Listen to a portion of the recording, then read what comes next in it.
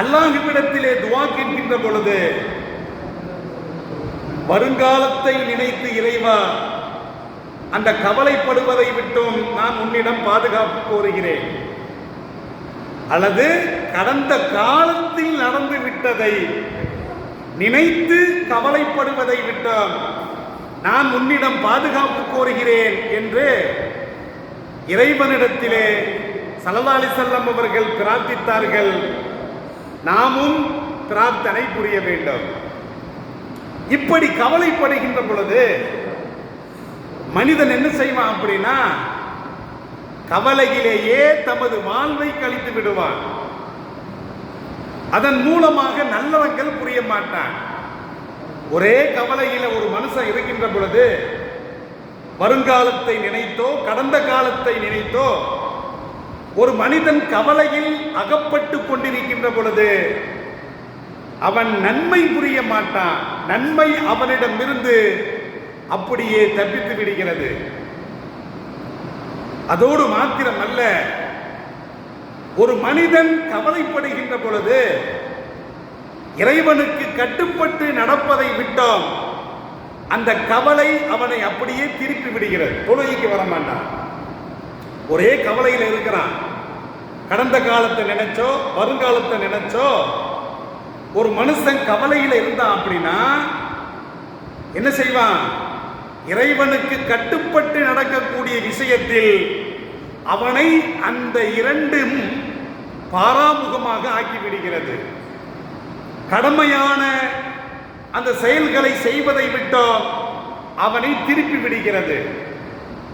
அதோடு மாத்திரமல்ல, அதிகமான கவலை ஒரு மனிதன் வருங்காலத்தை நினைத்தோ கடந்த காலத்தை நினைத்தோ கவலைப்பட்டால் கடைசியில் என்ன ஆயிடுவான்? மெண்டலா போயிடுவான். மனநிலம் பாதிக்கப்படும். வாழ்க்கையிலே நிராசை அடைந்து விடுவான். அப்போ வாழ்க்கையிலே நல்ல புரிதல் இருக்காது.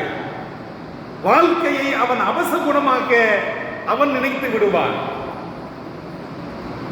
கண்ணியமிக்கவர்களே, இந்த மன அழுத்தம் அதிகமாகுவதற்கு என்ன காரணம்? ஸல்லல்லாஹு அலைஹி வஸல்லம் அவர்கள் இந்த இரண்டை விட்டு பாதுகாப்பு கோரினார்களே, அந்த இரண்டும் தான் காரணம். ஹம்மு, துக்கம். எதிர்காலத்தை நினைத்து நாம் துக்கப்படவே கூடாது. ஹசன், கடந்த காலத்தை நினைத்து வாப்பா அம்மா இறந்து போயிட்டாங்க, வியாபாரம் நஷ்டமாயிருச்சு, சொத்து அழிஞ்சு போச்சு, வீடு இடிஞ்சு போச்சு, எல்லாமே போயிருச்சு. கடந்த காலத்தில் எல்லாமே போயிருச்சு. சுனாமியில் எல்லாமே போயிருச்சு. கொரோனாவில் எல்லாமே போயிட்டாங்க, ஒண்ணுமே இல்லை. அப்ப கடந்த காலத்தை நினைத்து கவலைப்படுவதற்கு ஹசன், அதுவும் இஸ்லாத்தில் கூடாது. எதிர்காலத்தில் இப்படியெல்லாம் நடக்குமோ, ஹம்மு, அந்த துக்கமும் கூடாது. இரண்டுமே இருந்தால் மனுஷன் என்ன ஆயிடுவான்? பைத்தியக்காரனா போயிடுவான். மன அழுத்தம் அதிகமாகிவிடும். அவனுடைய உள்ளம் இறுகிவிடும். அதான் மன அழுத்தம் அவனுக்கு ஏற்பட்டுவிடும். வாழ்க்கையில் நிராசை அடைந்து விடுவான். சிந்தனை வேலை செய்யாது, மூளை வேலை செய்யாது. கவலையில் இருக்கிறவனுக்கு அழுக வருமே தவிர அவனுக்கு சிந்தனை ஓடுமா என்று பார்த்தால் சிந்தனை அவனுக்கு வராது. எனி டைம் கவலை அவனை அப்படியே ஆட்படுத்திக் கொண்டே இருக்கும். அவனுடைய இயக்கம் முடங்கிவிடும். வேலைக்கு போக மாட்டான், எதையும் பற்றியும் நினைக்க மாட்டான். ஒரே கவலை, பதட்டமாப்படுவான், பதட்டமா இருப்பான். எந்த ஒரு செயலை செய்வதாக இருந்தாலும் பதட்டப்படுவான். கடைசியில் என்ன ஆகிருவான் அப்படின்னா, சின்ன சின்ன காரியத்திற்கு கோபப்படுவான். ரொம்ப கவலையில் இருக்கிறவன் எதையுமே அவனால் தாங்க முடியாமல், காரண காரியம் இல்லாமல், அடிப்படையே இல்லாமல் சின்ன சின்ன பிரச்சனைகளுக்கு அவன் கோபப்பட்டு கடைசியில உடலை வருத்தி மன அழுத்தம் ஏற்பட்டு மெண்டலா போய் கடைசியில் நோயாளியா போய் செத்து போயிடுவான். இதுதான் இவனுடைய வாழ்க்கை. கண்ணியமிக்கவர்களே, இறைவனின் மீது பாரத்தை நாம் போட வேண்டும். வாழ்க்கை என்பது ஏற்ற இறக்கங்கள் இருக்கத்தான் செய்யும், கவலை வரத்தான் செய்யும், துக்கம் வரத்தான் செய்யும். கடந்த காலத்தில் நடந்ததாக இருந்தாலும் சரி, வருங்காலத்தில் வருவதாக இருந்தாலும் சரி, எதையும் துணிவோடு எதிர்கொள்ள வேண்டும். எனவே தான் எம் பெருமான் ஸல்லல்லாஹு அலைஹி வஸல்லம் அவர்கள் இப்படிப்பட்ட இந்த கவலையை விட்டு இறைவனிடத்திலே பாதுகாப்பு கோரியிருக்கிறார்கள்.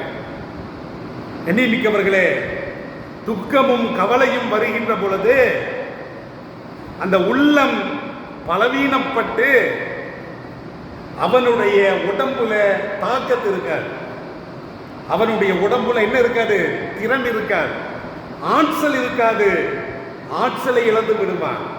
கவலை வருகின்ற பொழுது அவனுடைய உடலில் அந்த சக்தியை இழந்து விட்டு கடைசியில பார்த்தா கவலையில 20 வயது இளைஞன் 40 வயசு கிழவு மாறி போயிடுவான். சீக்கிரம் முடி நரைச்சி போயிடும், எதுவுமே செய்ய முடியாது, கடைசியில மண்டலா போயிடுவான். இதை விட்டும் எம் பெருமான் ஸல்லல்லாஹு அலைஹி வஸல்லம் அவர்கள் இறைவனிடத்திலே பாதுகாப்பு கோரியிருக்கிறார்கள். கண்ணியமிக்கவர்களே,